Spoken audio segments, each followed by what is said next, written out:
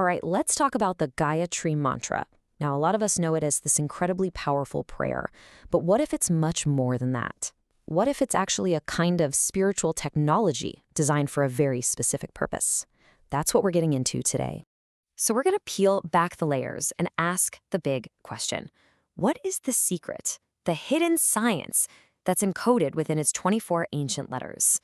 This is really a journey from seeing it as just a prayer to understanding it as a tool for personal power. To really get started, we have to look past the way we usually think about it. You see, while the Gayatri is, without a doubt, a powerful prayer, its true depth isn't just in what it says, but in how it's actually constructed. So on the surface, yes, it's a prayer to Savita. That's the divine force we often see represented by the sun.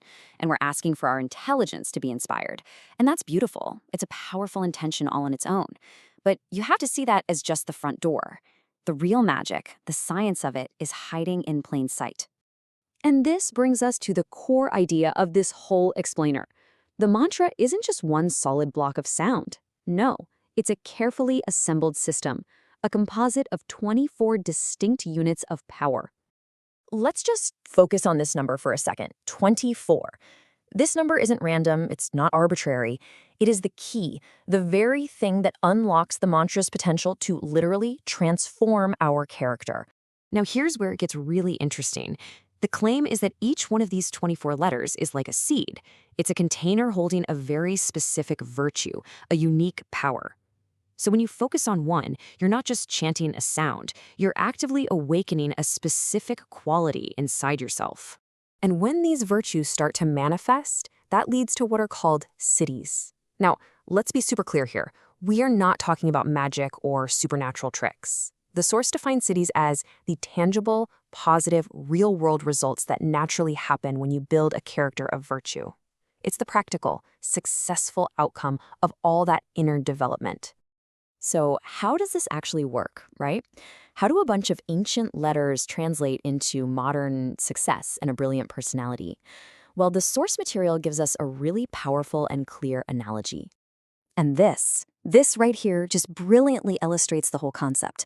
We all understand that our physical health depends on a delicate chemical balance. You have too little of one thing, too much of another, and you get sick. Well, the source proposes that our character, our personality, it works the exact same way. It requires a virtue balance.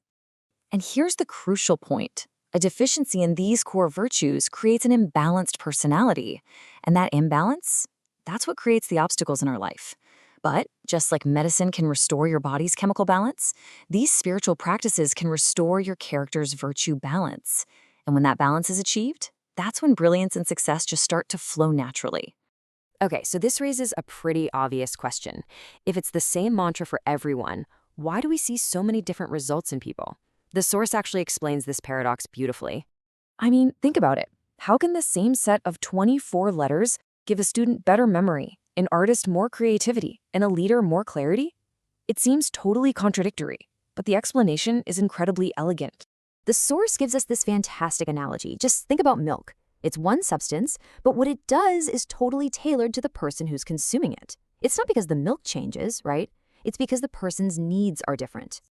The source is one thing, milk, but a wrestler's body uses it to build muscle, a student's body uses it to support brain function for memory, and a yogi finds it gives them the calm, steady energy they need for meditation. See? It's the same source, but totally different outcomes, based entirely on what the recipient needs.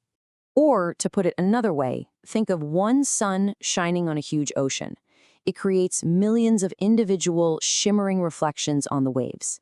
The sun is one, but the reflections are many, and each one is unique. The mantra's power works exactly the same way, reflecting and fulfilling the unique needs of the person who's engaging with it. This leads us to our final unifying concept. Are all these results something we achieve through just our own effort, or are they a gift from some higher power? Well, our source says it's both. You know, people often talk about these benefits in two different ways. Some call it inner excellence, the result of your hard work and self-improvement. And others call it divine grace, a blessing that's just given to you. It seems like a classic debate, right? Effort versus grace. But what if they aren't opposites at all? What if that entire debate is based on a false premise? The source suggests these two seemingly different concepts are actually pointing to the exact same thing. They are simply two expressions of a single reality. Your inner work, your effort to cultivate virtue, is the very thing that opens the door for grace to flow in. The excellence you build within yourself is the divine grace manifesting in your life. They are two sides of the very same coin. You really can't have one without the other. And that leaves us with a final thought to take away. If these 24 letters truly hold the keys to 24 different virtues, from success and courage to love and wisdom, it shifts the question from just prayer to active participation. So the real question becomes, which power would you want to awaken in your life?